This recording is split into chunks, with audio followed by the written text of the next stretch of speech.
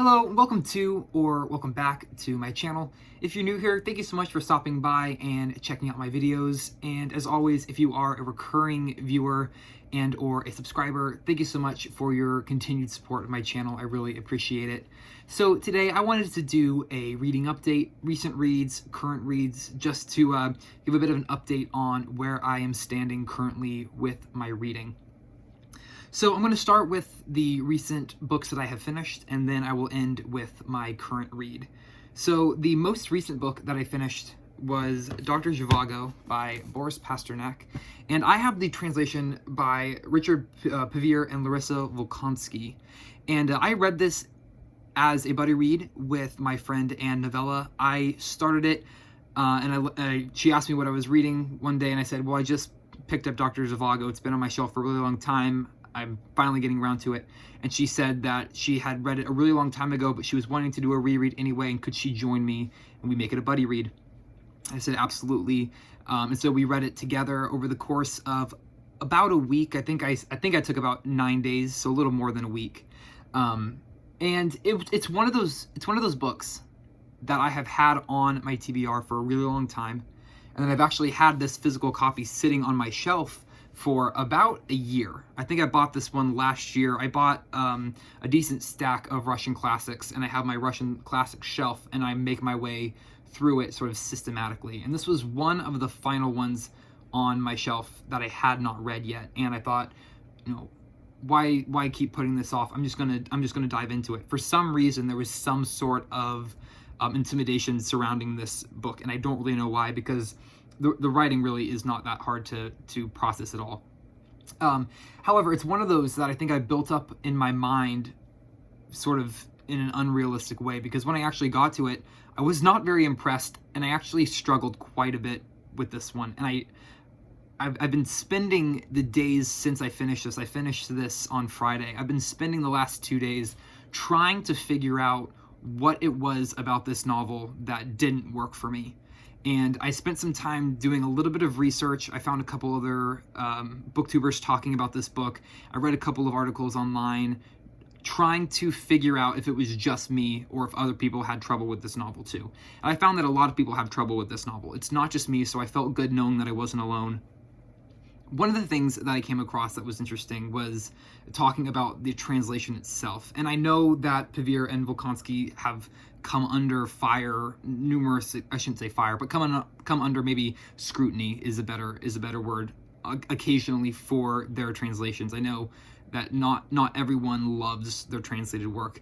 I tend to get on fairly well with their translations up until this novel, and this sort of changed my feelings towards their work, towards their translation, at least of this book. I really like their translation of War and Peace, and I really like their translation of Dostoevsky's work, but for some reason this did not work for me. And so I found a couple other translations that I'm going to consider rereading or giving a reread to of this book to see if I can somehow salvage it.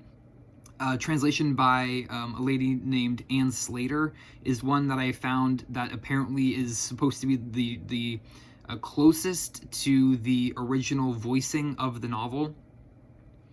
So I'm going to try a reread, I think, of this. Not this year, probably next year. I want to move on for now and let it sort of sit in the back burner, and then approach it cleanly with a new translation, sort of a clean slate for this one. And then the other thing, beyond translation, beyond just sort of some of the technical mechanics of the book, I had trouble connecting with the story itself and with our characters. It's supposed to be a romance, it's supposed to be a romantic story. I did not find it a romance. I did not find the story romantic at all. I had very little sympathy for our main character, Yuri Zhivago. In fact, most of the book I was more annoyed with Yuri and frustrated than sympathetic. And again, I don't know if that's translation. I don't know if that is just that I don't have the background information on this book enough to fully appreciate the story. And the formatting's quite strange. It ends with a string of about 10 or 15 pages of poems. And so Yuri Zhivago, he is a doctor, Dr. Zhivago, but he is also a poet. And so there's supposed to be sort of a weaving in of his poetry that's supposed to connect with the story that is then relayed at the back of the novel, after the novel finishes. And I found that sort of an odd place for that to go, sort of a clumsy place. Again, this could just be me, because I don't have a whole lot of knowledge of this of the publishing history of this book. But for me, it felt sort of clumsy having sort of the end of the novel and then an inlay of poetry. I'm getting a notification. Getting an inlay of poetry seemed a little bit odd to me. But again, that could just be me, and I want to see how other translations handle that. So this is my most recent read. I finished this one on Friday. Then I'm doing a reading with Steve Donahue of Dan Jones's Essex Dogs, and we're taking one part a week. There's 3 parts. I actually got a little bit ahead of myself, and I finished this morning. I finished the book this morning, which was part 3. I was going to read it over the course of this week. I just decided to sit down and just read the whole thing, because this book is a very good book for reading quickly. The writing style is very, very fast. It's very quick, very snappy, and it really pulls you into the narrative, and it reads very quickly. It's not a short book either. I believe it's 420, 430 pages, something like that.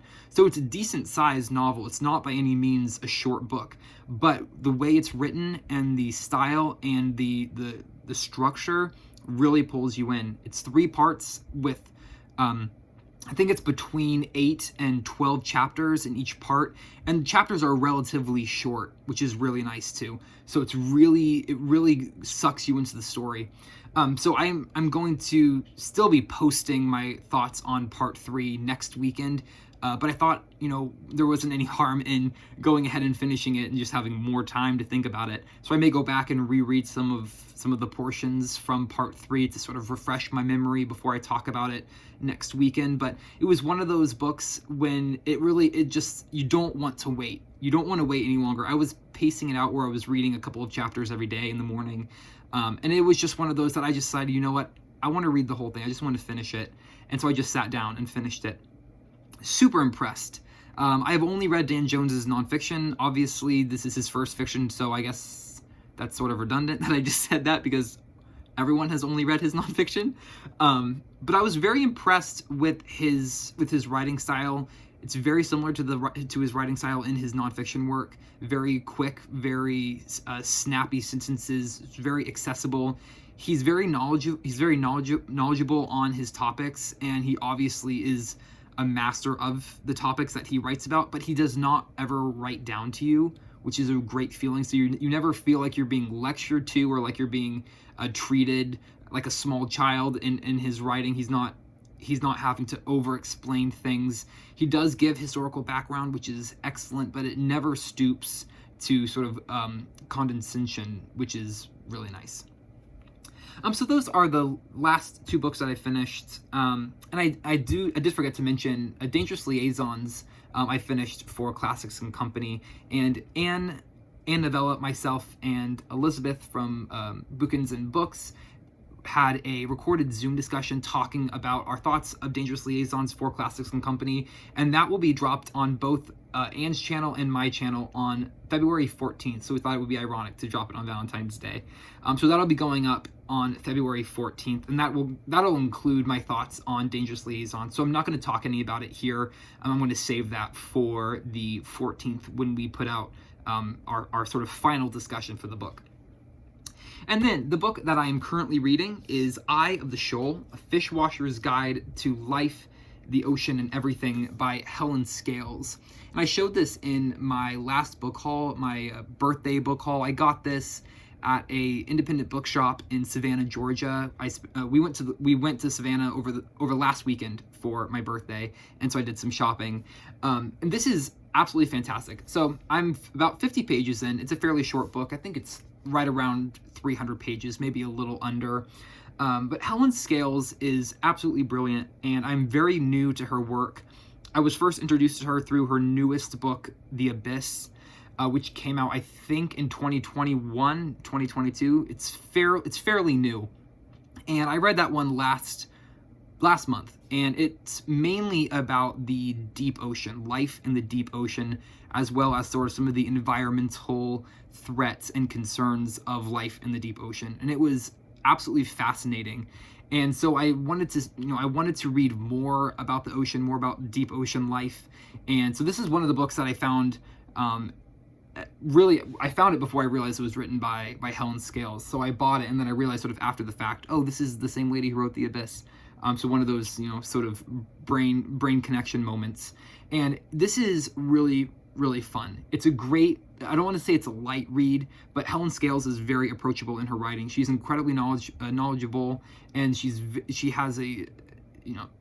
incredibly intelligent, but she does not write like an academic. She writes very accessibly, and sort of, it's very open to everyone. And so this is primarily about fish, a guide sort of to fishes, to the fish's ecosystem, and sort of the way that they navigate ocean life, essentially. So it's a very broad well, that stinks. It's a very broad topic, but it's amazing. And there are lots of inlaid illustrations as well. I'm not sure if I can find, here we go. There's lots of beautiful inlaid illustrations. So we got a sunfish there in the middle, and some manta rays, some puffer fish. So there's some just fantastic illustrations as well, which I really love. I think more books need illustrations than have them, absolutely. So that is what I'm currently reading. I'm hoping to finish this between sometime midweek. So Tuesday or Wednesday, I would like to be done with this one. And then I'm not sure what I will be moving on to next. I have a stack of possibilities here behind the camera. So I will update when I figure out what I will be reading next. But that's just a very brief reading update. Thank you so much for watching. I hope you enjoyed. Feel free to leave a comment down below if you would like, and I will see you in the next video. Bye for now, and happy reading.